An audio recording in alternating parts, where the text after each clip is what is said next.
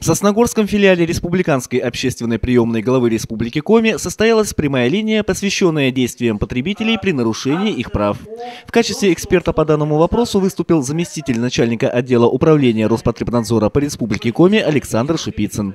В течение часа в приемную поступил только один звонок. К представителю Роспотребнадзора обратилась жительница Усть-Ухты. По ее словам, Сосногорская тепловая компания оказывает жителям села услуги ненадлежащего качества. Это подтверждается актами экспертных комиссий. Жительницы Усть-Ухты посоветовали со всеми документами обратиться в Сосногорский отдел управления Роспотребнадзора. Но вы хотите платить меньшую цену, чем по нормальной схеме, да? Да. Или вам сделали, что перерасчет, да? Ну да, мы хотели, что хотели,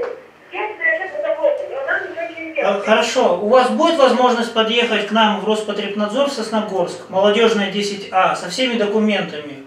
Значит, мы консультируем по вторникам, каждый вторник с 10 до 12.